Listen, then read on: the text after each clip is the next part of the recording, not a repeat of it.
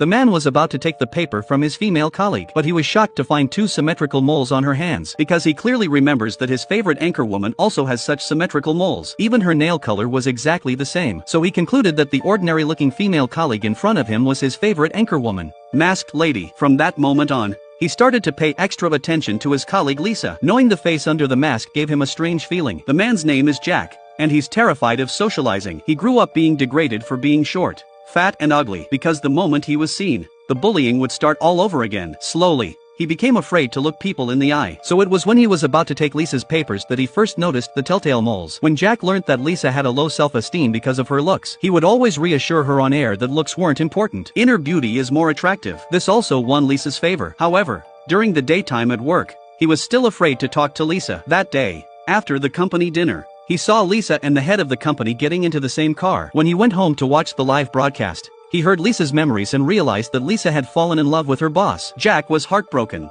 but he could only voice his discontent through the screen. Since then, he's been secretly watching Lisa and her boss. He even read up on how to make a successful confession on the internet. After all these preparations, he decided to pluck up the courage to confess to Lisa tonight, so he pretended to meet her downstairs. But then a male colleague came over to say hello, which indirectly led to Lisa leaving at that moment. They passed each other by, but Jack didn't know that. He suddenly saw his boss returning to the office when he was supposed to be off duty, and then Lisa followed him. Sensing something was wrong, he followed them back to the office. As Jack exited the lift, Lisa entered the lift on the other side. When he entered the office, he realized that it wasn't Lisa who was secretly meeting his boss. Jack was overjoyed, because he thought he could catch up with Lisa right away. What he didn't realize was that Lisa was so drunk that she did a striptease for her fans on air that night. Jack blamed it all on his boss. The next day he marched up to Lisa. He told Lisa that her male boss was a cheater and to stay away from him. His colleagues were shocked. Jack, who had always been a yes man, had the audacity to insult his boss in public. Then, without warning, he confessed his love for Lisa. When he thought Lisa was going to hit him,